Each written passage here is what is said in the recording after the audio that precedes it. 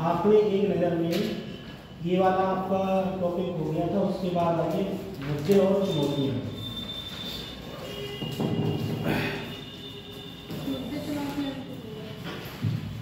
मुझे लग रहा है बच्चों को यही आएंगे और ऐसे ही वापस जाना पड़ेगा, पर वो आ गए। इतने लेट क्यों हो रहे हैं?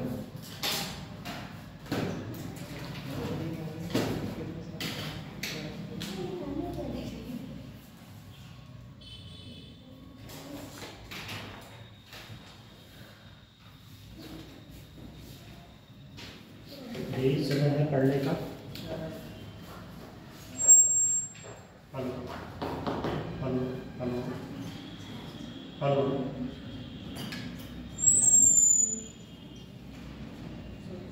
हेलो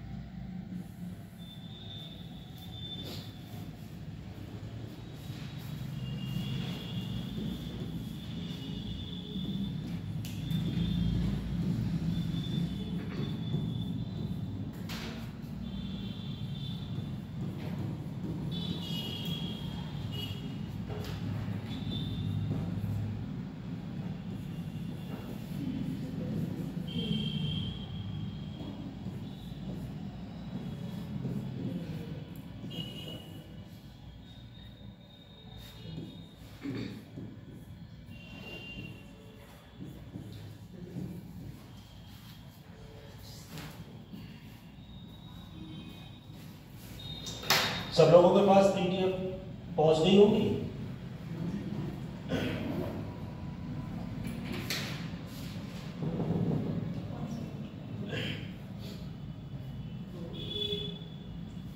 मुद्दे और चुनौतियां, आवाज तेज है। मुद्दे और चुनौतियां, इसीलिए नेक्स्ट पार्ट है क्षेत्रवाद और संकीर्णतावाद में वृद्धि। एक राज्य में लिखा दिया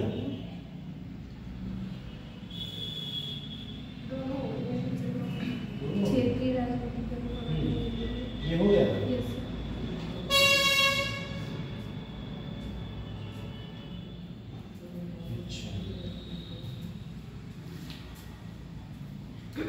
हिंदी भाषा का मुद्दा।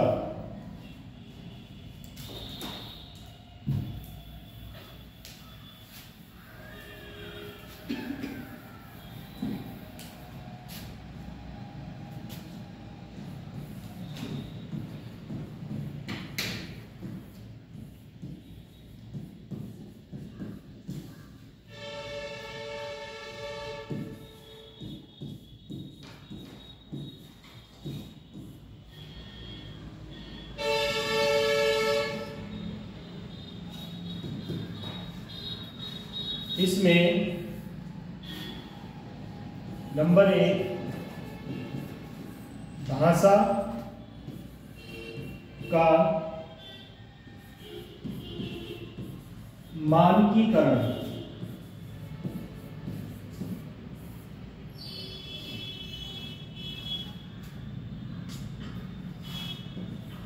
नंबर 2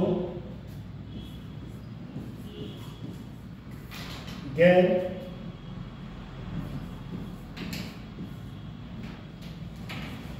अनुकूल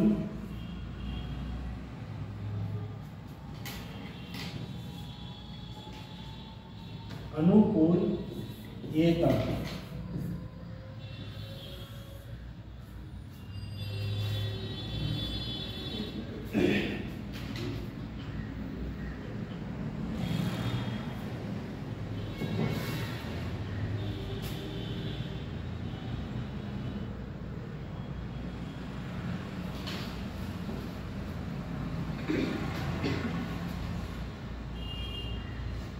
इसके आगे लिखेंगे,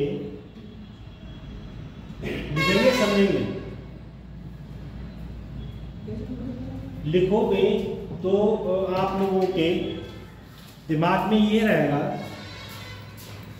कि हम लोगों ने जो क्लास में लिखा है उसको जैसी ऑप्शन या आपके सामने उस टॉपिक से संबंधित कोई बात आएगी तो आपका जो माइंड है तुरंत उस चीज पे एकदम ऑब्जर्व करने लगेगा कि हमने ये बात वहां पढ़ी थी और इसका ये अर्थ है। हिंदी भाषा का मुद्दा, भाषा का मानकीकरण।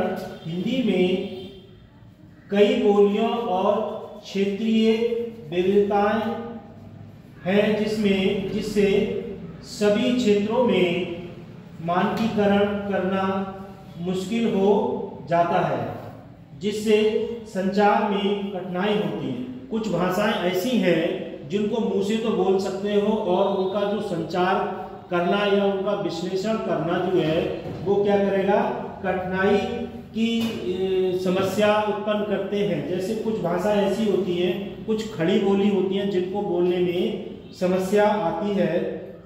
उसके बाद गैर अनुकूलनीयता, जो गैर हिंदी राज्य है, जैसे महाराष्ट्र में क्या बोली जाती है, मराठी। और गुजरात जाएंगे आप तो गुजरात में गुजराती। और उसके बाद जब आप बिहार जाएंगे तो बिहार में कौन सी बोली जाती है, बिहारी भोजपुरी।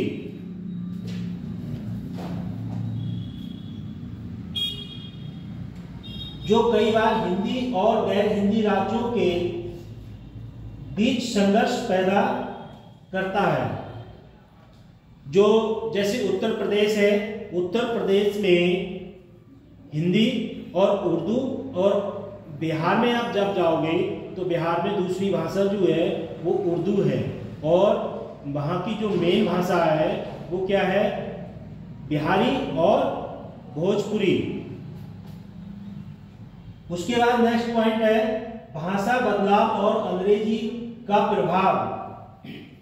जो अंग्रेजी भारत में तेजी से लोकप्रिय हो गई है। जो अंग्रेजी भाषा है वो भारत में लोकप्रिय इसलिए हो गई है कि जैसे आप नीट की तैयारी कर रहे हैं और सीबीएसई पैटर्न पर सबसे ज्यादा किसका, अंग्रेजी भाषा का वर्चस्व है। उसके बाद डॉक्टरी लाइन संबंधित जो भी भाषा का इस्तेमाल किया जाता है उसमें अंग्रेजी भाषा का सबसे ज्यादा इस्तेमाल किया जाता है, क्योंकि जो एमबीबीएस डॉक्टर हैं, एमडी हैं या एमएस हैं, तो उनकी जो लैंग्वेज है वो ज्यादातर अंग्रेजी भाषा का इस्तेमाल ज्यादा करते हैं। पर सरकार ने अब कुछ राज्यों में ऐसा भी सिस्टम कर दिया है जो एमबीबीएस की पढ़ाई अब हिंदी मीडियम में और इंग्लिश मीडियम में हुआ करेगी। कुछ राज्यों ने इसके लिए भी अनुमति दे दी है।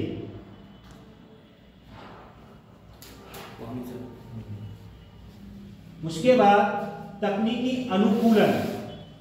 हिंदी भाषा के उपयोग के समर्थन के लिए डिजिटल बुनियाद ढांचे और उपकरणों का विकास, रखरखाव, इसके नियंत्रण, विकास और पहुंच के लिए आवश्यक जो डिजिटल उपकरण हैं जिससे हिंदी भाषा का उपयोग किया जाता है, और हिंदी भाषा के लिए डिजिटल बुनियादी उपकरणों का विकास, रखरखाव निरंतर विकास तक पहुंचने के लिए आवश्यक है। जैसे आप लोगों ने देखा होगा 6-8 में आप लोग पढ़े होंगे, SST लैब पढ़े थे, तो उसमें आपने देखा होगा विभिन्न प्रकार के उपकरण होंगे, जैसे टेप रिकॉर्डर, रेडियो और विभिन्न प्रकार के ग्लोब के द्वारा आपको बताया जाएगा ग्लोब में कि ये नक्शा में ये चीज यहाँ दर्शाई गई है। ये SST में आपने पढ़ा होगा। उसके बाद भाषा और पहचान की राजनीति। भाषा एक संवेदनशील विषय हो सकता है जो राजनीतिक आंदोलनों और भाषा अधिकारों के बारे में बहस के कारण तनाव और संघर्ष का कारण बन सकता है। इसे अक्सर लोगों की भावना का फायदा उठाने के लिए एक राजनीतिक उपकरण के रूप में इस्तेमाल किया जाता है। जैसे जो बड़ी बड़ी राजनीतिक परिदृश्य है जिसमें लोकसभा, राज्यसभा, विधान परिषद और इस टाइप के लोग जो हैं जब पार्लियामेंट में जब बैठते हैं लोकसभा में, तो वो क्या करते हैं, जो सांसद होते हैं उनका अपना अपना एक एक क्षेत्र होता है। कोई उत्तर प्रदेश से होता है, कोई राजस्थान से होता है, कोई गुजरात से होता है, कोई तमिलनाडु से होता है, कोई केरला से होता है, कोई महाराष्ट्र से होता है। जो प्रतिनिधि जिस क्षेत्र का है उसकी लैंग्वेज उसी टाइप की होगी। जैसे सपोज करो यूपी से, बरेली से या शाहजहांपुर या पीलीभीत या मुरादाबाद से कोई सांसद होगा, उसकी जो लैंग्वेज होगी वो ज़्यादातर हिंदी लैंग्वेज होगी। और कोई महाराष्ट्र, केरला, उड़ीसा, कर्नाटक, केरल से होगा या कलकत्ता से होगा तो उसकी लैंग्वेज उसी टाइप की होगी जिस क्षेत्र का वो निवासी है, जिस परिवेश में वो पला है, बड़ा हुआ है, उस क्षेत्र में उसने एजुकेशन को लर्न किया है।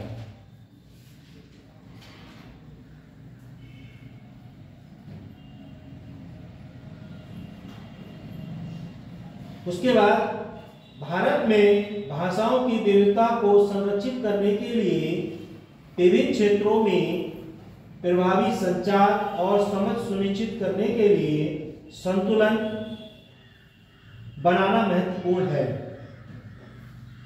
जैसे हमारे देश में, पूरे भारत देश में कौन सी भाषा बोली जाती है? हिंदी है, हिंदी। और उसके बाद कोई कंपलसरी भाषा ऐसी नहीं है कि जैसे अगर यूपी का व्यक्ति रहने वाला है और उसके बाद वो अगर किसी दूसरे राज्य में जाता है तो उसको प्रॉपर उस राज्य की भाषा को समझने में, सीखने में थोड़ा टाइम लगेगा। जैसे अपने यहाँ हिंदी बोली जाती है और आप तमिल में, केरल में या दूसरे राज्य में चले जाओगे तो वहाँ की लैंग्वेज चेंज होगी और उस लैंग्वेज को समझने में, उस परिवेश को समझने में थोड़ा टाइम लगेगा।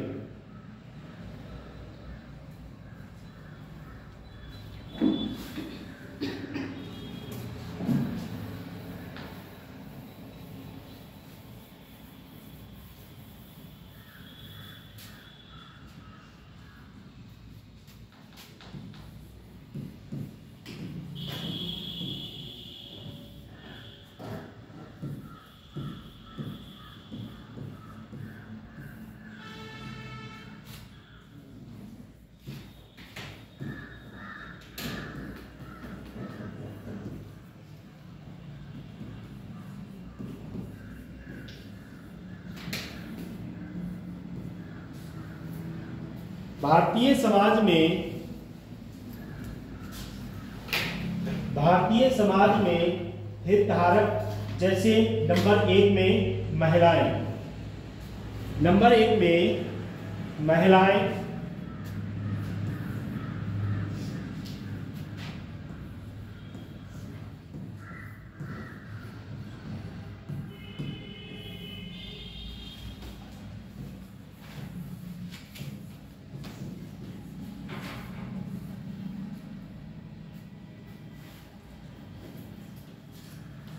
नंबर 1 में है महिलाएं।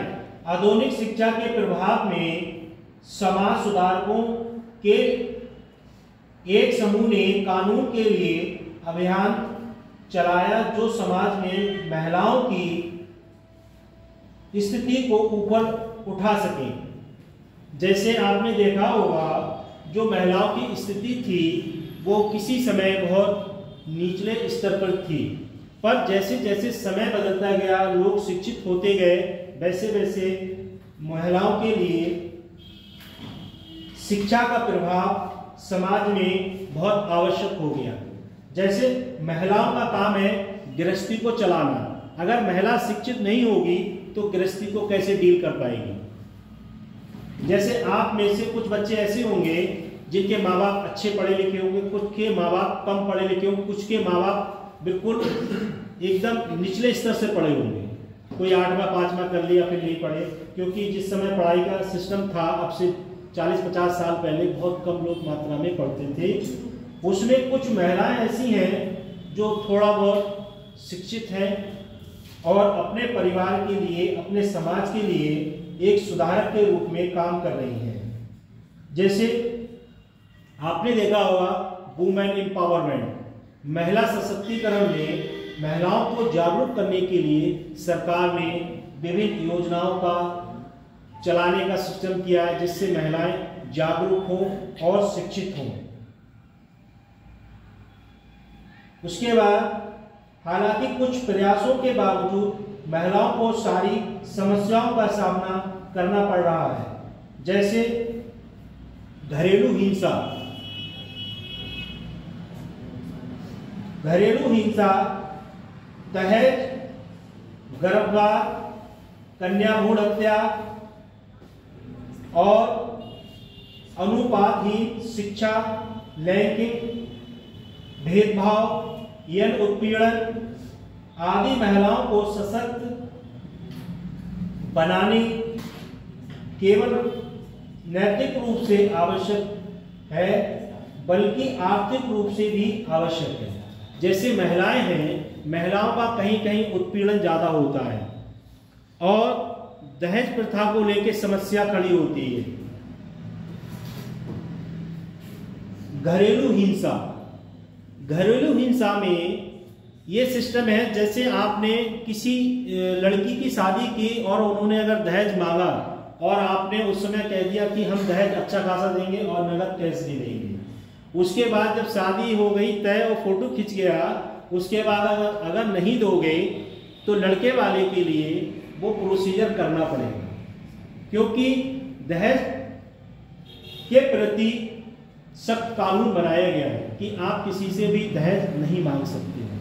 पर जो प्रक्रिया है, सिस्टम है, उसमें हर व्यक्ति किसी न किसी रूप में दहेज को स्वीकार करता है। अगर वही कन्या दहेज लेके नहीं जाएगी तो फिर जो उसके यूज का सामान है नहीं होगा, तो फिर क्या करेंगे, ससुराल वाले ताने मारेंगे, तुम तो कुछ लेके नहीं आई हो, अपने माँ बाप से फोन करो और मंगाओ ये सिस्टम, ये चीज हमें चाहिए।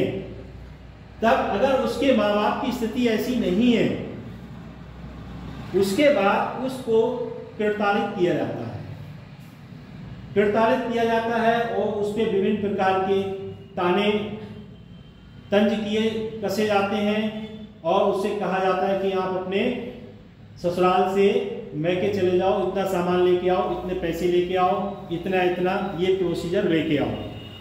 अब उसके पास ये पैसे नहीं है, उसके पास जो है इस समस्या का समाधान करने के लिए नहीं है, तो उसके उस समय अगर उसका कोई गर्भपात कोई सिस्टम होता है ऐसा, तो वो लोग क्या करते हैं, उसके लिए विभिन्न रूप में नाजायज सताते हैं और ये सोचते हैं कि इसके लिए किसी न किसी रूप में छोड़ दिया जाए या इससे तलाक ले लिया जाए, इससे संबंध विच्छेद किए जाए।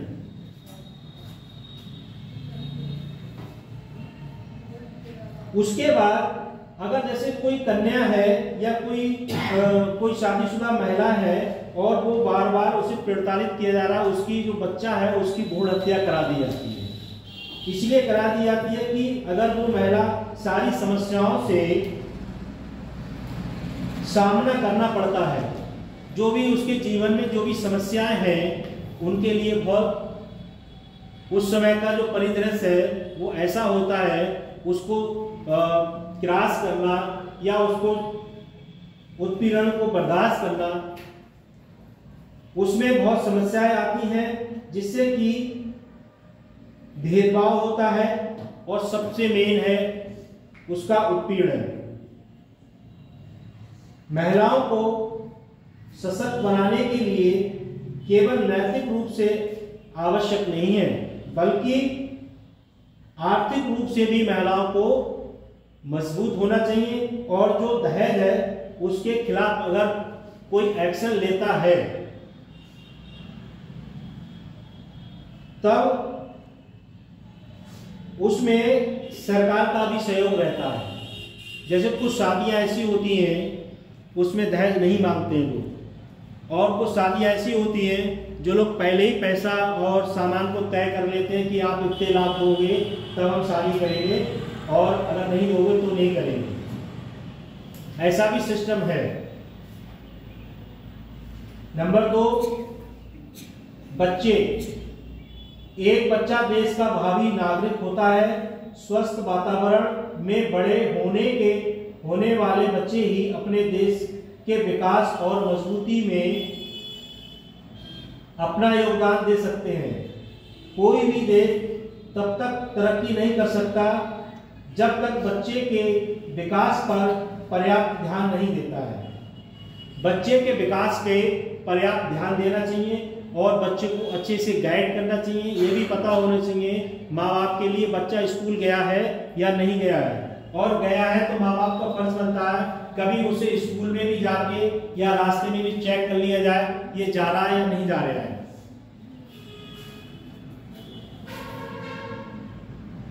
वह व्यक्ति अगर अच्छी शिक्षा लिए हुए है, अच्छा उसका पालन पोषण किया है, तो वो अच्छे से विकास कर सकता है और देश के लिए भी कुछ ना कुछ प्रोसीजर कर सकता है। जैसे हमारे देश के एक राष्ट्रपति थे एपीजे अब्दुल कलाम, उन्होंने देश के लिए क्या करा,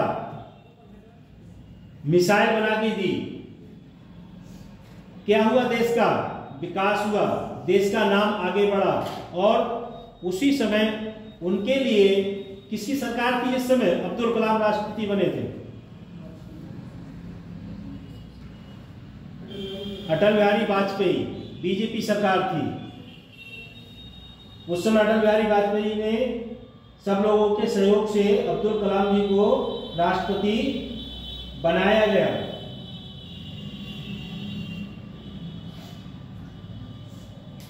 बड़ी संख्या में बच्चे गरीबी के कारण स्कूल नहीं जा पाते हैं और अपनी प्राथमिक शिक्षा पूरी करने से पहले स्कूल से निकल लिए जाते हैं। जो स्कूल में नहीं जा पाते हैं, शिक्षा ग्रहण नहीं कर पाते, उनके लिए कारखानों में, ईंट के भट्टों पर, होटलों पर, दुकानों पर, अन्य विभिन्न स्थानों पर उनके लिए कम उम्र में काम करने के लिए मजबूर किया जाता है और वो बेचारे मजबूर हो जाते हैं। जैसे आपने देखा होगा कहीं छोटे बच्चे कार्य करते हैं और उसके बाद वहां पर श्रम विभाग की टीम पहुंच जाती है और पूछते हैं ये बच्चा किसका है, तो वो कहते हैं ये बच्चा जो हमारे यहाँ काम करता है, इसकी एज दिखाओ, इसका आधार दिखाओ। अगर वो 18 साल से नीचे है तो उस पर क्या करते हैं, जुर्माना डाल देते हैं। इसी वजह से आपने देखा होगा बड़े बड़े मॉलों में, बड़ी बड़ी शॉपों पे जो कर्मचारी होते हैं वो ज़्यादातर 18 साल से ऊपर के होते हैं। और जो छोटे स्तर पे, छोटी दुकानों पे जो काम करते हैं, छोटे छोटे बच्चे 12-14 साल के काम सीखते हैं, जैसे मोटरसाइकिल मिस्त्री, ईंट के भट्टे पे, वर्कशॉप पे, या किसी परचूनी दुकान पे, या किसी मोबाइल शॉप पे, या किसी डेयरी उद्योग में जो लोग कम आयु काम करते हैं, तो उनके लिए जो है सरकार क्या करती है, सरकार ने श्रम विभाग से एक टीम को चयनित किया है और चयनित करने के बाद उनसे कहा है आप विभिन्न स्थानों पे जाके वहाँ चेकिंग करिए और देखिए वहाँ कम उम्र के बच्चे कार्य तो नहीं कर रहे हैं, और कर रहे हैं तो उन्हें शिक्षा का क्या कारण है, शिक्षा उन्हें क्यों नहीं दी जा रही है। और आपने देखा होगा जो ईंट के भट्टे हैं वहाँ भी छोटी उम्र के बच्चे भी वहाँ काम करते हैं।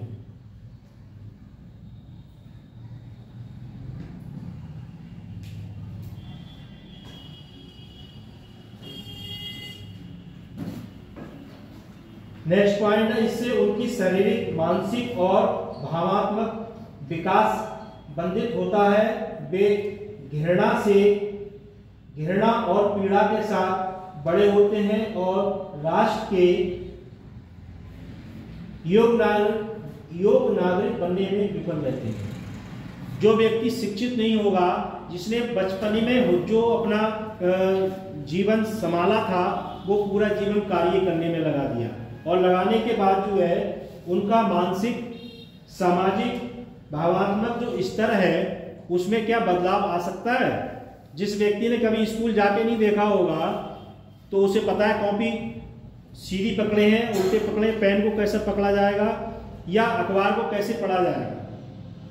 जब उसने कुछ उस परिवेश में उसका पालन पोषण नहीं हुआ है तो वो उसका भावात्मक और वो ये कहेगा घृणा से और पीड़ा से पढ़ने लिखने से कोई फायदा नहीं है, ये भी कहेगा। बड़े बड़े योग्य नागरिक उन्हें समझाएंगे और समझाने के बाद वो विफल हो जाएंगे। जैसे कोई अनपढ़ व्यक्ति है, आप उसे अच्छे से समझाओगे तो वो आपकी बात नहीं मानेगा। जैसे कोई व्यक्ति मदिरा का सेवन करता है और आप उसे समझाओ कि इसे पीने से स्वास्थ्य खराब हो जाता है, लीवर डैमेज हो जाता है, बॉडी के अंदर ब्लड की मात्रा कम हो जाती है, फिर आपको चक्कर आएंगे, बीमार पड़ जाओगे, फिर डॉक्टर आपसे ट्रीटमेंट करेगा तो पैसे भी लेगा और आप नहीं दे पाओगे ट्रीटमेंट के समय, और जब बीमार ज़्यादा हो जाओगे फिर क्या करोगे। अगर आपका आयुष्मान कार्ड नहीं है, 5 लाख की सेवा उपलब्ध नहीं है तो फिर क्या होगा, लास्ट में इलाज के लिए पैसे नहीं होंगे, तो वो आपकी बात मानने को तैयार नहीं होगा।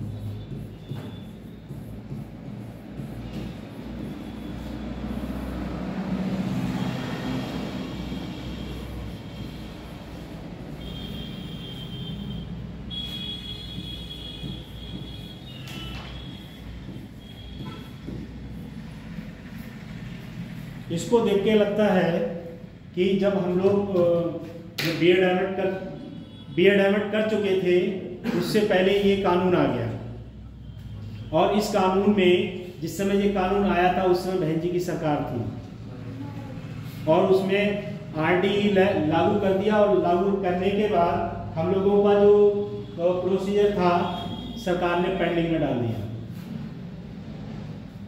शिक्षा का अधिकार अधिनियम 2009 में 6 से 14 वर्ष के बच्चों के लिए क्या कर दिया, एजुकेशन शिक्षा को फ्री कर दिया, और फ्री करने के बाद एक नियम लागू कर दिया कि स्कूल में आओ और उसके साथ खाना भी खाओ, और अब तो दूध भी पियो और केले भी खाओ, और एक सिस्टम अभी नवंबर से लागू हो गया है, मिठाई वाली, क्या है मिठाई वाली, उसमें मूंगफली के दाने पड़े हुए हैं, क्या मिलेंगे, क्या बोलते हैं उसे, गजक। गजक नहीं मिलेगी, क्योंकि गजक महंगी है। हाँ, वो भी मिलेगी बच्चों के लिए खाने के लिए, उसमें गुड़ होगा और गुड़ के साथ उसमें मूंगफली के दाने पड़े होंगे, मूंगफली के दाने होंगे ना, खाइए किसी ने। उससे क्या होता है, जो गुड़ होता है, गुड़ से सबसे ज्यादा एनर्जी मिलती है। हाँ, जो लोग जो है गुड़ को पसंद करते हैं, अब जो समय ठंड का है तो शाम को अगर जो व्यक्ति गुड़ खा लेंगे तो उनके लिए पेट का डाइजेशन भी सही रहेगा, और जो मिठाई के शौकीन हैं, जो खाना खाने के बाद मिठाई भी खाते हैं, उनके लिए अच्छा रहेगा। और सभी गुड़ का या जो खान पीन की चीज़ें हैं उनका सेवन करना बहुत जरूरी है। जैसे ऋतु आती रहती है, समय परिवर्तन होता है, वैसे वैसे उस चीज़ का सेवन भी करना बहुत जरूरी होता है। बात कर रहे हैं 6 से 8 के आयु के बच्चों को शिक्षा सभी बच्चों की क्या हुआ? 6 से 14। हाँ, इसी बात कर रहे हैं।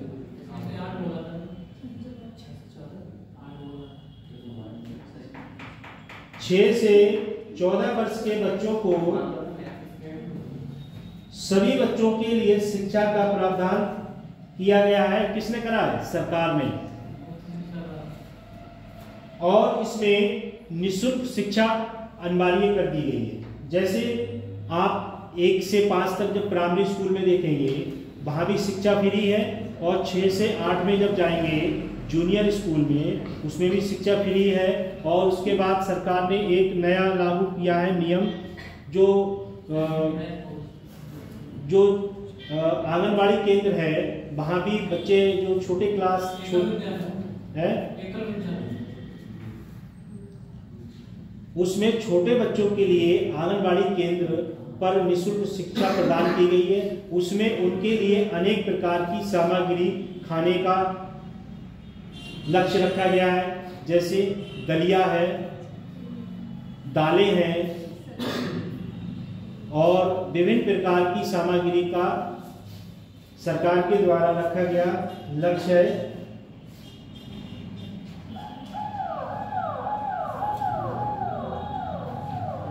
उसके बाद नंबर 3 में है बुजुर्ग एवं वरिष्ठ नागरिक। बुजुर्ग और वरिष्ठ नागरिक जो है, संयुक्त परिवार टूटने के साथ साथ विशेष रूप से शहरी क्षेत्र में जहां एकल परिवार का चलन है, वृद्ध तेजी से अपने परिवार में आवश्यक सदस्य बनते जा रहे हैं। जो बुजुर्ग व्यक्ति हैं और जो वरिष्ठ नागरिक हैं, वो एक रूप से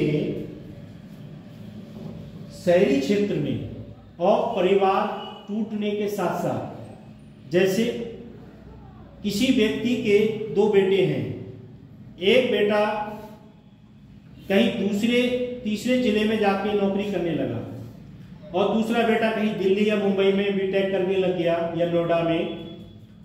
तो अब जो माँ बाप हैं उनका क्या होगा? परिदृश्य टूटने लगेगा। जैसे सपोज करो 2 लोग हैं, उसमें से एक व्यक्ति की मृत्यु हो जाए तो एक व्यक्ति रहेगा। जब रहेगा तो वो ये विचार बनाएगा मैं किसके पास रहूं, तो उसके परिवार के टूटने की स्थिति हो जाती है। अब जो वो व्यक्ति है वो क्या करेगा? या तो वो किसी आश्रम का सहारा लेगा, या किसी ऐसे बच्चे के पास जाएगा जो उसका जीवन यापन कर पाए या उसकी देखरेख कर सके।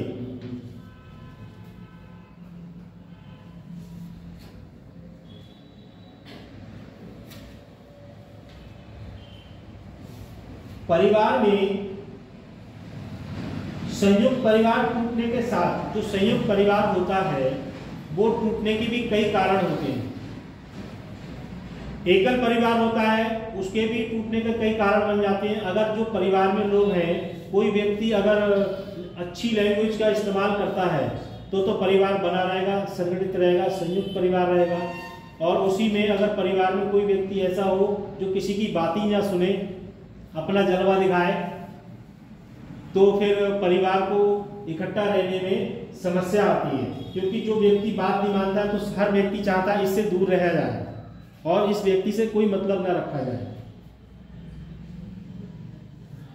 बड़ों का सम्मान करने में हमारी संस्कृति युवा पीढ़ी में फिर से आत्मसत्ता होने चाहिए, ताकि वृद्ध व्यक्ति जो हैं वो अपने स्वाभिमान बनाए रखें। वृद्धों को सामाजिक, आर्थिक और मनोवैज्ञानिक सहायता प्रदान करना सामाजिक विकास की एक मूलभूत चिंता के रूप में उभर रहा है। जो हमारा सामाजिक परिवेश है उसमें जो संस्कृति है, और संस्कृति में जैसे जो माँ बाप हैं, बुजुर्ग हैं, वो आपको समझाएंगे और उस चीज़ को आप नहीं समझ रहे हो और आप जो है उस चीज़ को अच्छे से नहीं मान रहे हो, तो वो जो बुजुर्ग हैं उनकी आत्मा को ठेस पहुँचेगी। और ठेस पहुँचेगी वो ये कहेंगे कि हमने इस बच्चे को समझाया और ये हमारा मान सम्मान नहीं कर रहा है, हमारी बात को नहीं मान रहा है। उसकी जो सामाजिक परिवेश है,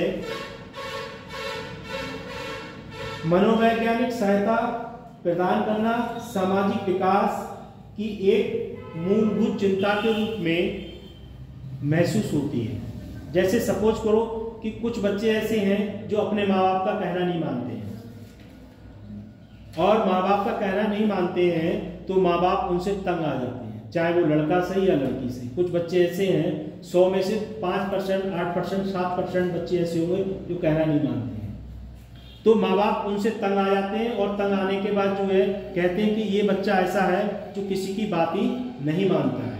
उससे उनकी आत्माओं को ठेस पहुंचती है और ठेस पहुंचने के बाद जो है वो फिर उनसे ज़्यादा मतलब नहीं रखते हैं। फिर उनका जो सामाजिक परिवेश है उसका रीजन क्या है? जो बच्चे आज के दौर में एज ज़्यादा हो रही है और मैरिज उनकी नहीं हो पा रही है। मेन कारण क्या है? किसी के पास आज के समय में टाइम नहीं है कि किसी के बारे में कोई अपनी विचार को व्यक्त करे, क्योंकि हर व्यक्ति अपने में व्यस्त है। इसी कारण से जो लड़के हैं, लड़कियां हैं, उनकी एज ज़्यादा हो रही है और फिर सामाजिक परिवेश में उनको समस्या का सामना करना पड़ रहा है।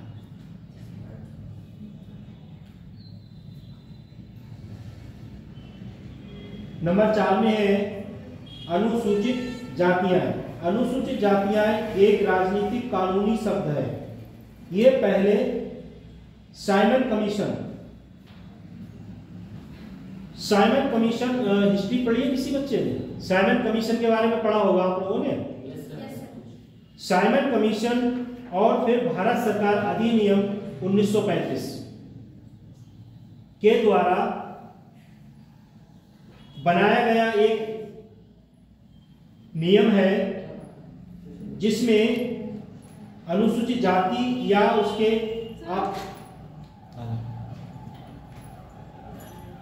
उसके लिए महात्मा गांधी ने कौन सा शब्द कहा? महात्मा गांधी ने हरिजन ईश्वर की संतान है। अनुसूचित जाति में जो हरिजन शब्द किसने कहा था? महात्मा गांधी ने। और उसके बाद एक ब्रैकेट में शब्द है ईश्वर की संतान, चाहे एससी का हो, एसटी का हो, ओबीसी का हो, जनरल का हो, वो व्यक्ति क्या है? ईश्वर की संतान है, पर जिस जाति में उसने जन्म ले लिया वो उस जाति का हो गया। के रूप में प्रयोग किए जाने वाले अन्य शब्द पहली बार महात्मा गांधी जी द्वारा प्रयोग किया गया था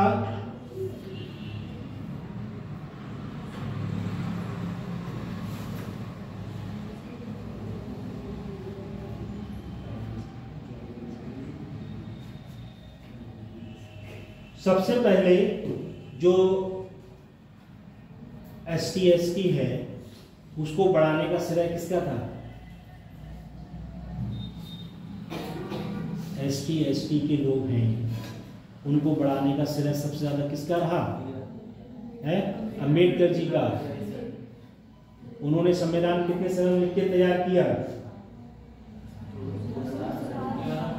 2011। उसके बाद अनुसूचित जाति देश में वे जातियां हैं, अनुसूचित जाति देश में वे जातियां हैं जो संविधान के अनुच्छेद 341, संविधान के अनुच्छेद 341 में अनुसूचित जातियों का प्रावधान किया गया है। अनुसूचित जाति के रूप में अधिसूचित सूचनाएं जारी की गई हैं। भारत सरकार ने अनुसूचित जातियों को एक समय भीतरी समाज में अन्य लोगों के बराबर आने में मदद की है। एक आरक्षण नीति पेश की। जो अनुसूचित जाति है, सरकार ने उनके लिए आरक्षण की क्या हुआ?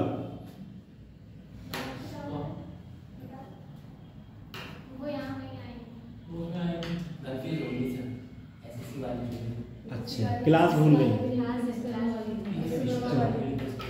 ऐसा हो जाता है कभी कभी। अच्छा, वो सामने देखो, सरकार ने जैसे जनरल, OBC, SC, ST, ऐसी सरकार ने हर कैटेगरी में आरक्षण लागू किया है और आरक्षण के साथ साथ आरक्षण नीति का भी प्रावधान रखा है। जैसे आरक्षण वाइज सीटें होती हैं MP MLA वाली, और जितने भी चुनाव होते हैं उसमें हर जगह आरक्षण भी लागू किया जाता है।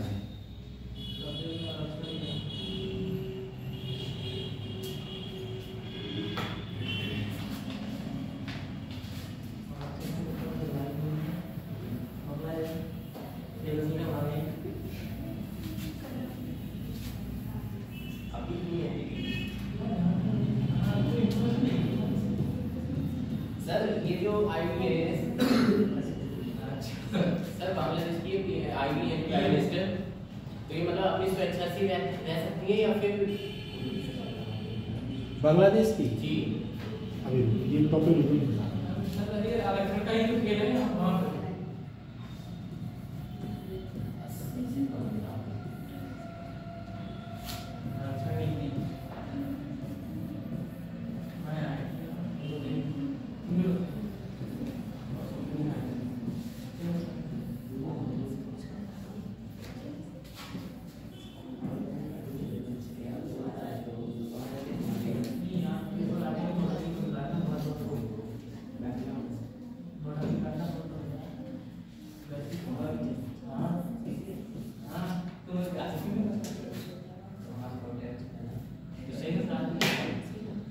देखो, बांग्लादेश में जो हुआ है वो एक तरीके से सियासत है, और हर देश के जो हाई लेवल के लोग होते हैं वो अपनी अपनी सियासत को अपनाते हैं, और उससे देश की जो प्रोसीजर है उसमें बड़े स्तर के लोगों को घाटा नहीं होता है, और सबसे ज़्यादा घाटा होता है छोटे स्तर पे, क्योंकि ना उनके पास इतना सुविधा है, ना इतना पैसा है, ना उनके पास वाहन है कि अगर यहाँ कोई किसी प्रकार की घटना घट रही है तो एरोप्लेन में बैठे तो विदेश में चले जाए। क्योंकि जो बांग्लादेश की प्रधानमंत्री थी, उनके साथ जो घटना घटी थी वो तो आप सब लोगों ने देखा ही होगा क्या हाल है। लेकिन सर, इन्होंने अभी अपने प्रधानमंत्री पद से इस्तीफा कहाँ दिया है? ये इस्तीफा कहाँ दिया? एक लेटर लिख के आई थी बस। भाई, इस्तीफा को तो छोड़ो, जैसे सपोज करो उनको अपनी जान बचाना बहुत मुश्किल थी और आके इंडिया में छुपी।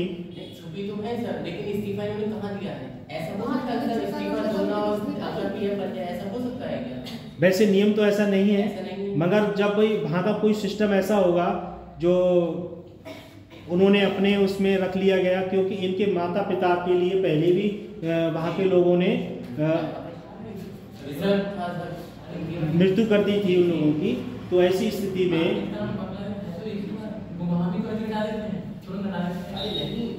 नहीं, नियम तो ये होता है, जैसे अभी आप देखो अपने यहाँ अमेरिका में चुनाव हुए हैं, तो वहाँ के जो राष्ट्रपति थे जो बाइडेन, ठीक, अब जो बाइडेन हार गए, ट्रम्प जीत गए, ठीक है, मगर जब सेशन पूरा होता है तब चुनाव होना चाहिए, मगर वहाँ का कुछ नियम ऐसा होगा, हर देश का संविधान कुछ अलग होता है, और वहाँ के नियम है कि अब जो ट्रम्प जीते हैं वो 25 जनवरी को शपथ लेंगे, ठीक है, तो हर देश का अपना अपना कुछ रूल अलग होता है। जैसे अपने यहाँ नियम है कि अगर कोई व्यक्ति लोकसभा में 6 महीने तक नहीं पहुँचेगा तो उसकी सदस्यता निरस्त हो जाएगी। पर जैसे आप देखो महेंद्र सिंह धोनी के लिए देखो और सचिन तेंदुलकर के लिए देखो, ये राज्यसभा सदस्य थे, ठीक, और इनके लिए सूचना दी जाती थी कि आप राज्यसभा में मीटिंग को अटेम्प्ट कीजिए, तो इनके लिए 6 महीने में एक बार बुलाया जाता था, क्योंकि जो लोग हाई लेवल के होते हैं उनके पास इतना समय नहीं होता। जैसे महेंद्र सिंह धोनी के लिए आर्मी का अधिकारी बना दिया गया था, तो जब आर्मी का अधिकारी बना दिया गया तो उस व्यक्ति के पास अपनी सेना से फुर्सत नहीं है, तो वो मीटिंग में क्या जाएगा। पर उनके लिए सूचना दी जाती है, क्योंकि जैसे आप लोग यहाँ एजुकेशन लर्न कर रहे हैं तो आप लोगों का एक ग्रुप होगा, ऐसी जो राज्यसभा लोकसभा जो भी पार्लियामेंट हैं उनका अपना एक ग्रुप होता है, उस ग्रुप में मैसेज किया जाता है कि भाई 25 तारीख को मीटिंग है, 10 बजे आप लोगों को आना है। सर वहाँ की गवर्नमेंट जो है वो अंडर आर्मी है ना? किसकी? बांग्लादेश बांग्लादेश की। भाई अब जैसे उन्होंने इस्तीफा नहीं दिया तो किसी दूसरे को नहीं बनाना चाहिए, पर वो व्यक्ति अपनी जान बचा के इंडिया में छुप गया है, तो इस्तीफा का जो भी प्रोसीजर वहाँ की सरकार के अकॉर्डिंग रहा होगा। सर वहाँ की गवर्नमेंट के तो तरफ का जाएंगे, मरने थोड़ी जाएंगे। दोबारा अगर ये दोबारा चलेगी फिर वही हालत हो जाएगी, तो क्या फायदा है उन्हें, समझे। तो इसलिए जो है उन्होंने अपनी जान बचाने की वहाँ की जो सिक्योरिटी थी उनने भी हाथ खड़े कर दिए कि हम आपको नहीं बचा पाएंगे, आपको जैसा ही प्रोसीजर लगे यहाँ से अपनी निकल जाओ। जैसे सपोज करो कि जैसे कोई बिल्डिंग बनी है 10 मंजिल 20 मंजिल और उसमें किसी कारणवश आग लग जाए, तो वहाँ के जो उस बिल्डिंग के अंदर जो लोग रह रहे हैं वो ये नहीं देखेंगे कि मेरी सेल फोन कहाँ है, मेरी ज्वेलरी कहाँ है, मेरे पास जो पैसे थे वो किस जगह रखे हैं। वो उस समय जब स्थिति आएगी तो व्यक्ति सोचेगा सब छोड़ो, पहले जान बचाओ, क्योंकि जान है तो जहान है। जब जान होगी तो आप वो चीज़ दोबारा ले सकते हो, जब जान ही नहीं होगी फिर क्या करोगे।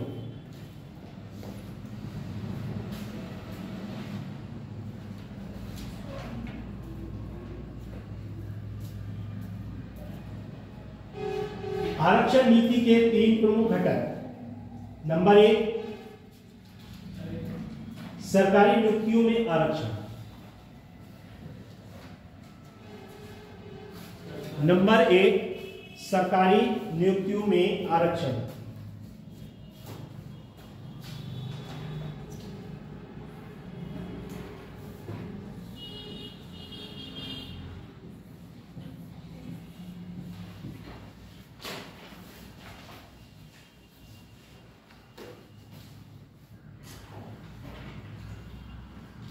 जो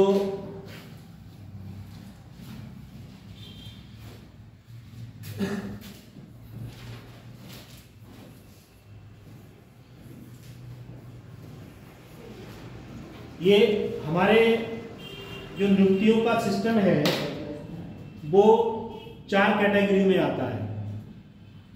एक आता है जनरल, एक ओबीसी अनपिछड़ा वर्ग और एक एससी एक एसटी। ईडब्ल्यूएस आएगा जनरल में। अब उसमें हाँ वो सही कहा आपने, इसमें EWS plus PWD। Yes sir. ठीक, अब इसमें दो कैटेगरी, इधर देखो बेटा, general, OBC, SC, ST। General में जो जनरल कास्ट के लोग हैं वो आते हैं, OBC में अन्य पिछड़ा वर्ग, SC में SC जाति के लोग, जैसे जाटक, धोबी, कोरी, ये इसमें आ गए। अब ST में अनुसूचित जनजाति। ठीक, उसके बाद EWS में जो जनरल व्यक्ति है, ये दिख रहा है, इस में जो आदमी आता है, चाहे महिला पुरुष कोई भी सही, उसका EWS बनेगा। आगे समझ में, जो जनरल कैटेगरी में आते हैं, जैसे पंडित, ठाकुर, बनिए और सैयद, पठान। ठीक है, मैं एक बेसिक बात बता रहा हूं, ये ध्यान रखना। तो जो इस जाति से बिलोंग करते हैं उनका EWS सर्टिफिकेट बनता है। ठीक है, और अगर आप इस कैटेगरी में आ रहे हैं, सर ये इनका बनते नहीं है, ये सिर्फ टिक कर देते हैं कि I am general, it is not proved. नहीं, सुनो, अब ये जो कास्टें बची, ये इनका EWS नहीं बनेगा। EWS की बात कर रहा हूं, ठीक है, इन लोगों का नहीं बनेगा। केवल जो जनरल में आ रहे हैं उनका EWS बनेगा। और EWS सर्टिफिकेट ऐसा सर्टिफिकेट होगा, उसके अंदर आरक्षण की सुविधा है जनरल। ठीक, ये हो गई जनरल की बात। अब करते हैं हम PWD का। PWD का मतलब है कि डिसेबिलिटी, दिव्यांग, यानी कि विकलांग। विकलांग में आएगा आपका कान का आएगा, आंख का आएगा, और बॉडी विकलांग। अगर होती है बॉडी विकलांग, जैसे किसी व्यक्ति की बॉडी बिल्कुल लूज है और बिल्कुल ढीला डाला है, उसे लोग पकड़ के चला रहे हैं और वो खड़ा नहीं हो पा रहा है, तो उसके साथ एक व्यक्ति को फ्री सुविधा है। और उसका जो सर्टिफिकेट होगा वो 100% होगा। जैसे कोई व्यक्ति सही है और वो अपनी बॉडी को हाथ पैर सीधा नहीं कर पा रहा, चल नहीं पा रहा, उसे पकड़ के खड़ा किया जा रहा है, और बॉडी बिल्कुल विकलांग जैसी बिल्कुल लूज है, जैसे हाथ अगर ऐसे कर दिया उसका तो ऐसा ही है, ऐसे कर दिया ऐसा ही है, गर्दन उसकी ऐसी है तो ऐसी कर दी तो ऐसी रहेगी, और पकड़ के ऐसे कर दी तो उसकी ऐसी रहेगी। बॉडी का कुछ हिस्सा ऐसा है जो, जैसे आपने देखा होगा, सुना होगा, जिन व्यक्तियों को लिए पैरालाइसिस की शिकायत होती है तो उनके पैरालाइसिस के एक साइड की पूरी बॉडी लूज हो जाती है, वो काम करना बंद कर देती है। तो उनके लिए 100% अगर आरक्षण सर्टिफिकेट है, उसके साथ एक व्यक्ति फ्री जा सकता है। और ये जो PWD है, दिव्यांग वाली सुविधा, वो इसमें भी है, इसमें भी है, इसमें भी है, इसमें भी है।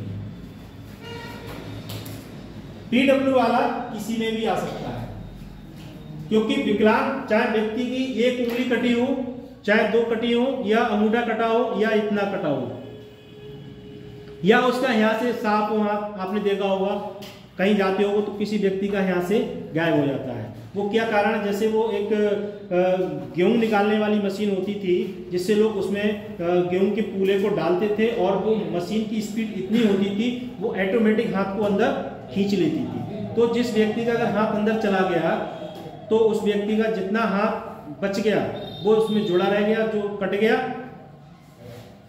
सर जो PWD है, ये सब खाली जनरल वालों को मिलेगा या सबको मिलेगा? बेटा PWD जो है वो सबको मिलेगा, क्योंकि विकलांग व्यक्ति कोई भी हो सकता है, चाहे उसका पैर नहीं है, हाथ नहीं है, उंगली नहीं है, चाहे वो कान से बह रहा है या आंख से, या बॉडी में कहीं उसकी किसी प्रकार की समस्या है। यह सुविधा PWD वाली सबके लिए है। और EWS जो है वो जनरल के लिए है। EWS में ये व्यक्ति नहीं आ सकते, ये वाले। ये व्यक्ति नहीं आ सकता।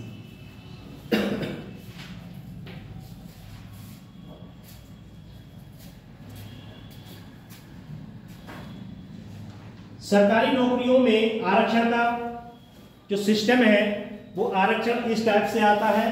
इसमें जो कैटेगरी में जितनी भी सरकार के पास सीटें हैं, चाहे वो जनरल सही, ओबीसी सी, एससी एसटी, जितनी भी सीटें हैं वो कैटेगरी वाइज इसमें आती हैं।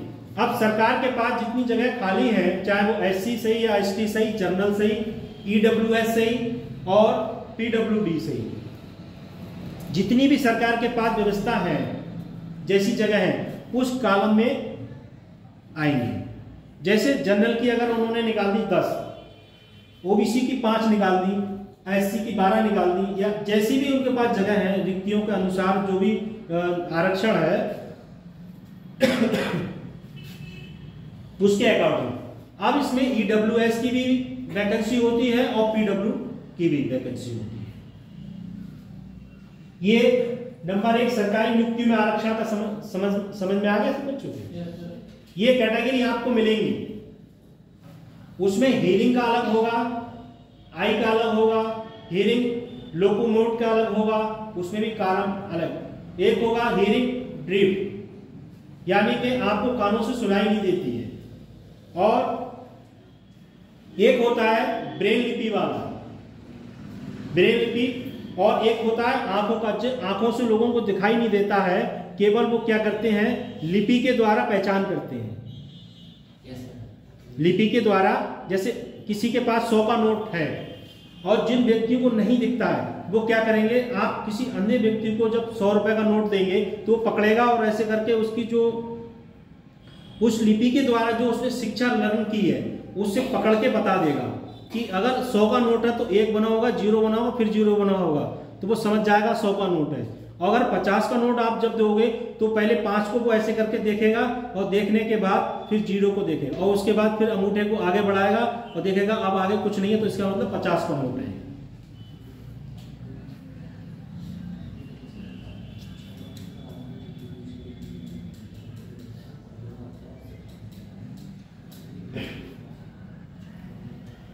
उसके बाद नंबर 2 में है शिक्षण संस्थानों में प्रवेश में आरक्षण।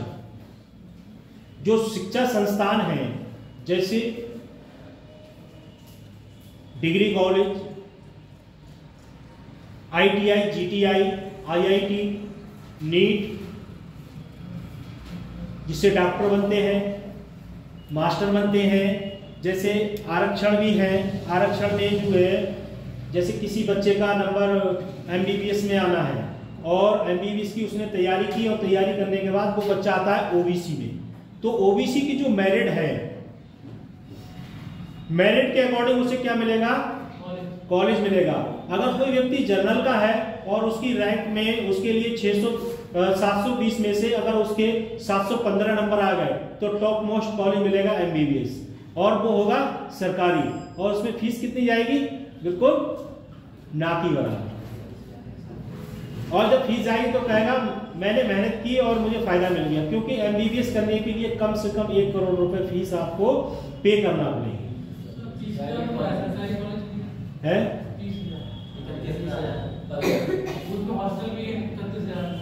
किसमें, सरकारी वाले तो सर कौन दलित हरी में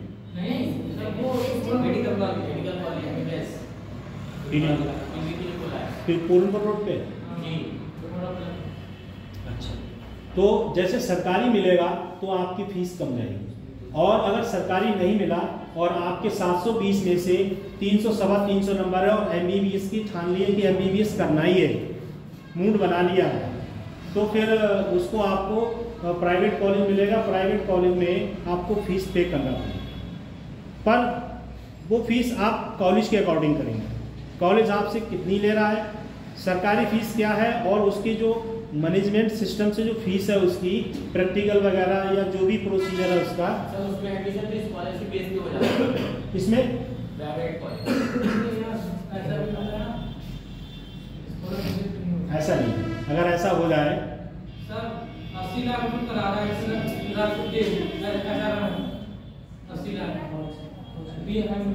भौजीपुरा, Yes, sir.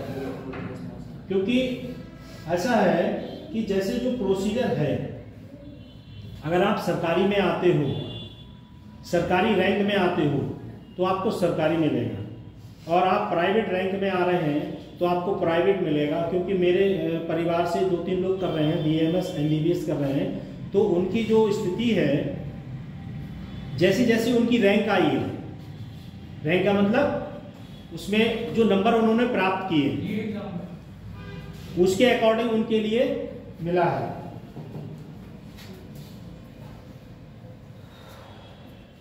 शिक्षण संस्थानों में प्रवेश में आरक्षण, जैसे जैसे आप OBC के हैं, SC के हैं, ST के हैं, जनरल के हैं, उसी हिसाब से आपको आरक्षण मिल जाएगा और प्रवेश हो जाएगा। अगर आरक्षण में आ रहे हैं, और आरक्षण में भी क्या होगा, जैसे आप कहीं एडमिशन ले रहे हैं तो वहां भी मेरिट बनती है, और मेरिट नहीं बनती है तो फिर क्या होगा, एंट्रेंस होगा। एंट्रेंस के अकॉर्डिंग आरक्षण जैसी जैसी प्रोसीजर है। अब भाई स्कूल का, यूनिवर्सिटी का कैसा आरक्षण है, अब आप आरक्षण में EWS में आ रहे हैं और जनरल में हैं, तो आप अगर EWS सर्टिफिकेट है इसमें आ रहे हैं तो आप इसमें सम्मिलित हो जाएंगे, और जनरल में आ रहे हैं और PWD में आ रहे हैं, और PWD का सर्टिफिकेट है और सर्टिफिकेट के अकॉर्डिंग आप उस मेरिट में फंस रहे हैं तो आपका एडमिशन हो जाएगा। अब नंबर 3 में है लोकसभा और राज्य की विधान सीटों में आरक्षण। जैसे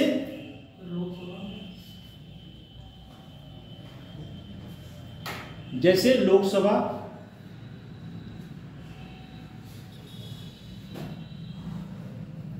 लोकसभा जो MP होते हैं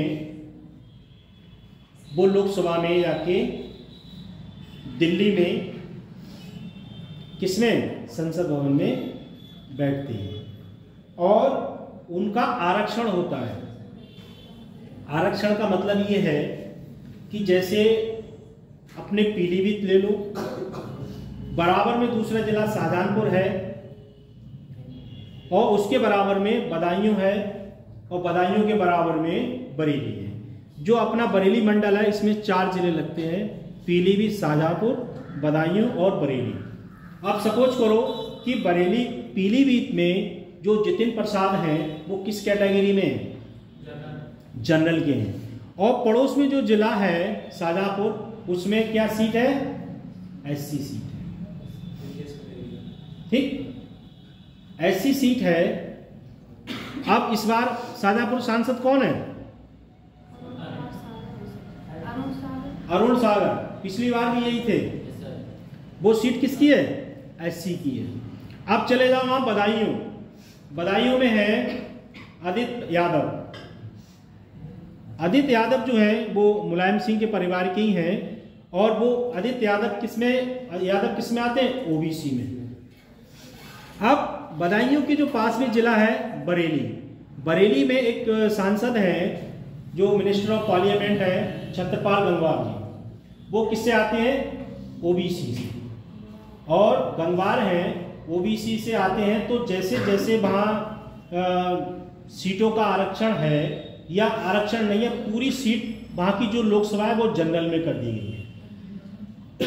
और जनरल में करने के बाद अनेक पार्टियों के प्रत्याशी खड़े होते हैं, चाहे वो कांग्रेस का हो, चाहे सपा का हो, बसपा का हो, चाहे आम आदमी पार्टी का। जनरल में सीट करने के बाद जो प्रत्याशी हैं, अब प्रत्याशी का अपना एक दम होता है, दम, उसकी पहचान, उसके प्रति लोग जागरूक और उसका लोग सम्मान कर रहे हैं, तो व्यक्ति क्या करेगा, उसको अपना मत देगा, और मत देने के बाद वो व्यक्ति जीत जाएगा। और जीतने के बाद चाहे वो कोई भी राधा कर सके, ये कोई जरूरी नहीं है कि बरेली में संतोष गंगवार सांसद बनते आ रहे हैं तो आगे चल के भी गंगवार बन जाए, हो सकता है पंचवर्षीय में कोई दूसरा व्यक्ति बन जाए, भाई ये राजनीतिक परिदृश्य जो है किसी का पर्सनली नहीं है कि लगातार वही बनता रहे। पार्टी भी बनते हैं आजकल। वो बात सही है, मगर जो दूसरा प्रत्याशी था वो भी थोड़ी सी पीछे ही था। सर जैसे अपने यहाँ बाजारों में अपने यहाँ जटिल प्रसाद है, यहाँ तो मतलब कोई था ही नहीं मतलब। उसका भी एक रीजन था, उसका रीजन था जो सेकंड नंबर पे थे भगवत सिंह गंगवार, वो कुछ ही हजार वोटों से आ रहे थे। अगर जो तीसरा व्यक्ति बसपा का था और वो व्यक्ति इनको समर्थन में आता और इनके प्रचार प्रसार में कोई बड़ा स्टार नेता आता या कोई भी आता तो प्रोसीजर बढ़ जाता। अब जीतना हारना वो तो बात की बात है।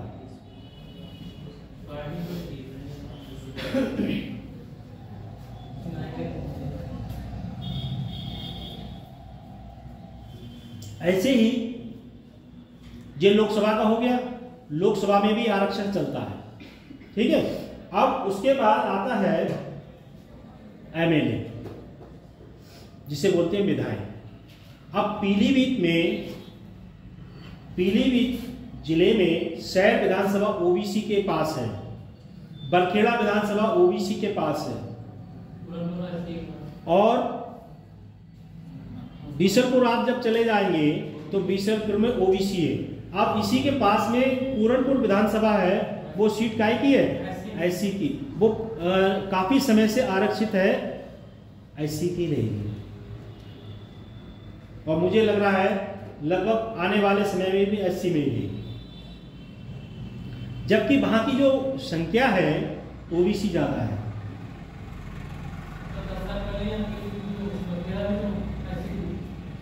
तो वो प्रोसीजर चेंज होता रहता है, क्योंकि सरकार का एक लक्ष्य है कि सबको मौका दिया जाए। भाई देश में तो सभी बिरादर के लोग, धर्म के लोग रह रहे हैं, चाहे वो जनरल का सही, ओबीसी का सही, एससी का सही, एसटी का सही।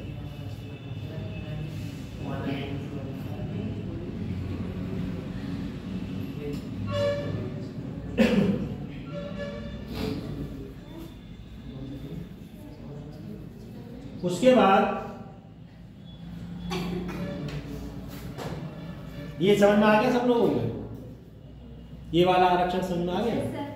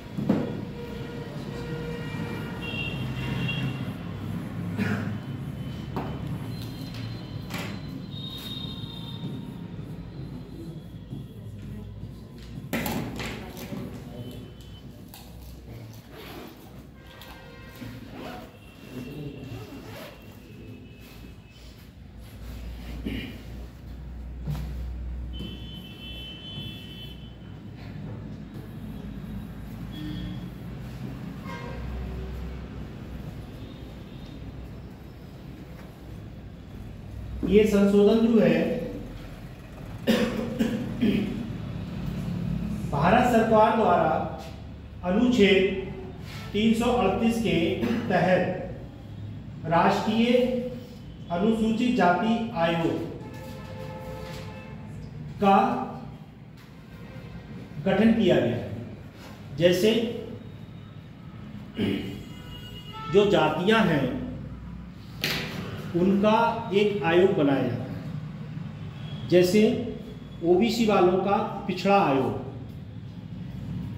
एससी एसटी का आयोग, और इन आयोगों को किसके द्वारा चयनित होता है, सरकार के द्वारा।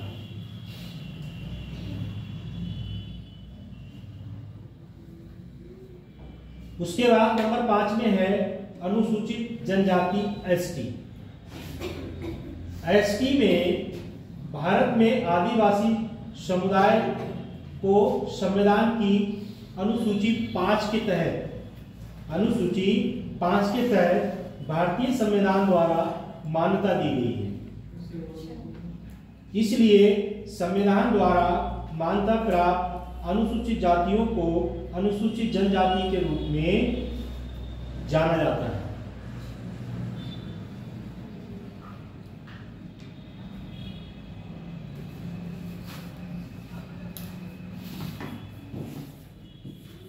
तीन सौ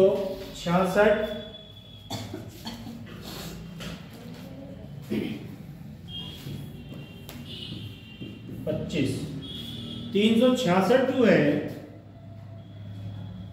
एसटी को ऐसी जनजाति और ऐसी जनजाति समूह में, समुदाय में कुछ ऐसा हिस्सा समूह के रूप में परिभाषित किया है जिन्हें इस संविधान के प्रयोजनों के अनुसार अनुच्छेद 342 के तहत एसटी माना जाता है।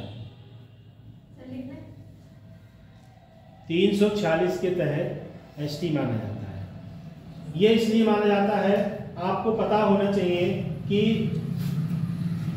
366 के तहत जो अनुच्छेद है 342, आज हुआ क्या, अब तो कोहरा नहीं है, ठंड भी नहीं है, थोड़ा सा काम से रहते हैं।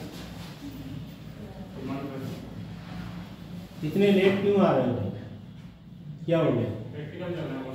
अच्छा, और बकाया लोगों को नहीं चलना, वो तो टाइम से आ रहे हैं। अभी तो युवा अवस्था है, 5 बजे बेड छोड़ दिया हो और सुबह उठने के बाद फ्रेश होने के बाद 5-10 मिनट 15 मिनट योगा कर लिया करो, जिससे कि बॉडी बिल्कुल फ्रेश है। पर अगर आलस करोगे तो कोई फायदा नहीं।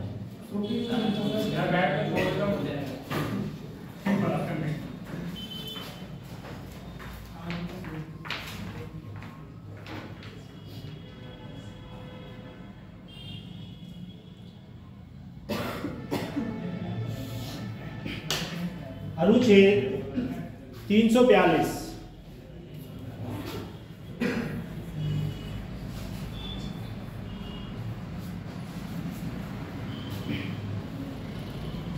अनुच्छेद 342 में प्रस्तुत किया गया है, एसटी के मामलों को अपनाई जाने वाली प्रक्रिया को निर्धारित करता है।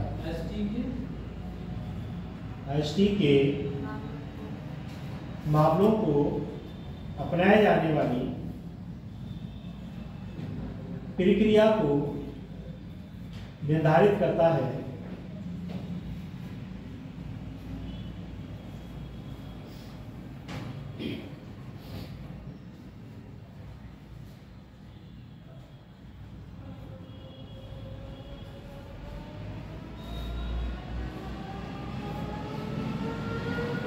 पीडीएफ तो सब लोगों के पास पहुंच गई होगी ये वाली। पीडीएफ घर पे पढ़ लिया करो और यह पॉइंट टू पॉइंट आपको समझा दिया जाएगा, जो समझ में ना आए थोड़ा एक्सप्लेन कर दूंगा। उसके बाद नेक्स्ट पॉइंट है, एसटी को 30 राज्य कामा केंद्र शासित प्रदेशों में अधिसूचित किया गया है।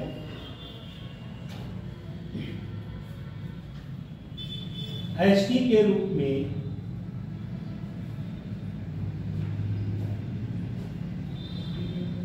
अधिसूचित व्यक्तिगत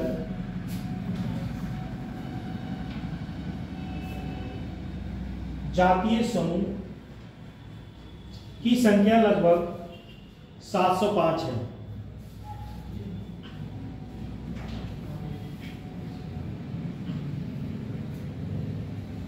एसटी आबादी भारत के विविध क्षेत्रों में फैले विषम समूह का प्रतिनिधित्व करती है।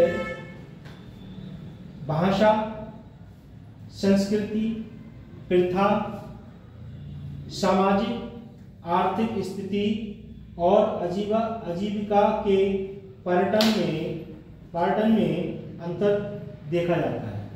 जैसे अनुसूचित जाति है, उसका जो कार्य है, उसकी जो संस्कृति है, उसका जो खान पान है, रहन सहन है, उसका अपना एक अलग परिवेश है। और जो अन्य जातियां हैं उनका परिवेश अलग है। जैसे आपको मैं एक उदाहरण बता रहा हूं, कर्नाटक, तमिलनाडु, चेन्नई साइड के व्यक्ति को आप देखोगे तो कैसे होंगे देखने में?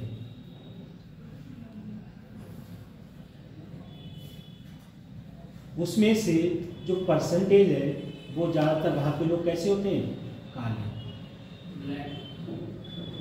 और उसमें से कुछ जो परिवेश वाले अच्छे परिवेश के लोग हैं जिनका स्तर अच्छा है, तो उसमें से कुछ लोग बिल्कुल कैसे होते हैं? देखने वाले अच्छे नहीं। जैसे जैसे जातियां हैं वैसे वैसे लोग भी हैं। ऐसा नहीं है कि जो जनरल का व्यक्ति है कि जनरल में भी सब लोग देखने में स्मार्ट हो। जनरल में भी ऐसे लोग होते हैं, जैसे आप देखोगे तो कहोगे ही नहीं आप इस कास्ट का व्यक्ति है। अनुसूचित जाति में भी आप देखोगे कुछ लोग ऐसे हैं, देखने के बाद भी आपको लगेंगे नहीं आपको एससी के व्यक्ति हैं। ऐसा भी है। आरक्षण तो किसने बनाया? सरकार के संविधान के अकॉर्डिंग चल रहा है, पर इंसान को तो ऊपर वाले ने बनाया है।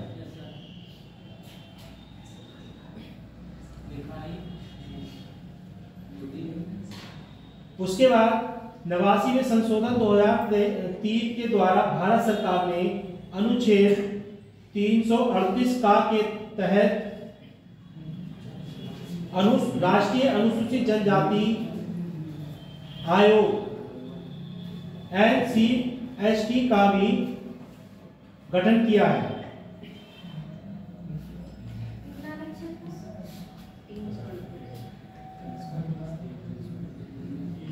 तीन सौ अड़तीस का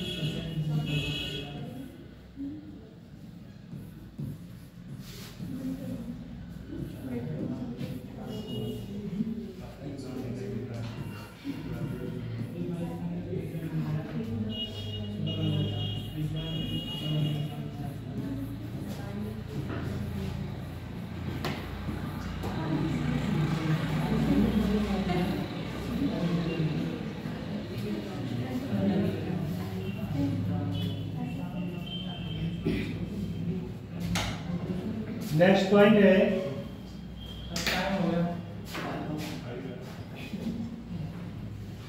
कौन कर रहा टाइम? आप किस समय आए थे?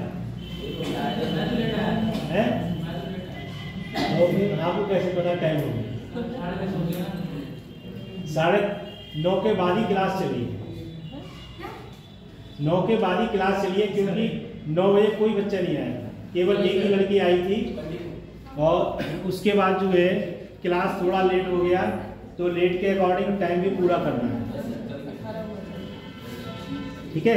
और आप लोगों को जो है टाइम का ध्यान रखना चाहिए, और टाइम का ध्यान रखने के बाद जो है यही मौका है, इस मौके को पा लिया जाए। और जो समय निकल जाता है और जो मौका निकल जाता है फिर कोई वापस मिलता है? नहीं मिलता है वापस। तो इसलिए ठंड तो आती रहेगी जाती रहेगी, मगर आप लोगों को सीट भी तो पाना बहुत जरूरी है। जब सीट पालोगे तो गाड़ी में शीशे चढ़ा के अंदर एसी चला के गर्म वाली बैठ जाना, फिर ठंडी लगेगी। पर जब पद मिल जाए और पद मिलने के बाद सबसे बेहतर ध्यान रखना कि किसी की दुआ लेते रहना और बददुआ मत लेना, क्योंकि जितना पैसा कमाओगे वो यहीं रह जाएगा, और दुआ और बददुआ वो आपके जीवन को तय करेगा। क्योंकि ज़्यादा पैसा कमा लोगे फिर आने वाली पीढ़ी आपके लिए समस्या खड़ा कर देगी। अन्य पिछड़ा वर्ग OBC ओबीसी एक ऐसा समुदाय सामूहिक शब्द है जिसका उपयोग भारत सरकार द्वारा उन जनजातियों को वर्गीकृत करने के लिए किया जाता है जो शैक्षिक या सामाजिक रूप से वंचित है। जो ओबीसी है, अन्य पिछड़ा वर्ग, वो सामाजिक रूप से वंचित है और उसका नाम भी ढूंढ कर रखा गया है अन्य पिछड़ा वर्ग। जब पिछड़ा वर्ग है तो पिछले वर्ग में जब आओगे तो या तो शिक्षा अच्छे से लर्न कर लो, सीख लो, तब सामाजिक तौर पे अपना परिवेश मजबूत कर पाओगे।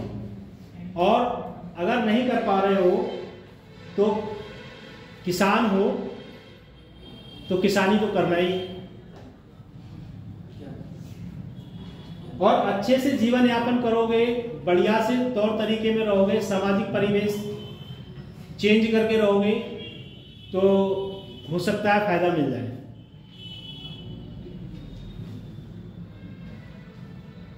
जो भारतीय संविधान है इसमें ओबीसी सामाजिक शैक्षिक रूप से पिछड़े वर्ग के रूप में वर्णित है। जो पिछड़ा वर्ग है ओबीसी में कितनी जातियां आती हैं? ओबीसी में विभिन्न जातियां आती हैं। टोटल जातियां कितनी थी? भूल गए होंगे, उस दिन लिखवाई थी। भारत में कितनी जातियां हैं? अब कॉपी लौटेंगे। 25। कितनी थी? 1652। उसमें से कितनी विलुप्त हो गई हैं?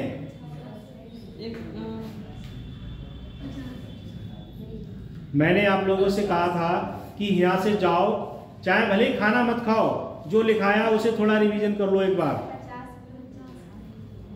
उसमें से कुछ विलुप्त भी हो गई हैं। ये बातें सब आपको बेसिक याद रहना चाहिए। जब याद रहेंगी, जब पेपर खुलेगा, बुकलेट ए मिले, बी मिले, सी मिले, कोई टेंशन नहीं है। बुकलेट चाहे कोई सी हो, मगर क्वेश्चन आपके वहां पढ़े हुए होना चाहिए। बुकलेट डी भी मिल जाएगी तब भी कोई परेशानी नहीं है। सर मतलब जाति विलुप्त होने, मतलब जो जाति बिलोंग करते थे वो लोग विलुप्त हुए या नहीं, जाति नहीं, भाषाएं। हाँ, जैसे आपने देखा होगा जो शहरी क्षेत्र है उसकी लैंग्वेज थोड़ी चेंज है। जो ग्रामीण क्षेत्र है, जो जहाँ ग्रामीण परिवेश के लोग इकट्ठे हो जाते हैं, तो वो ग्रामीण परिवेश के जो लोग इकट्ठे हो जाते हैं तो वो ग्रामीण भाषाएं बोलना चालू कर देते हैं। और वो ग्रामीण व्यक्ति शहरी क्षेत्र में जाएगा तो शहर के अकॉर्डिंग अपनी भाषा का इस्तेमाल करेगा।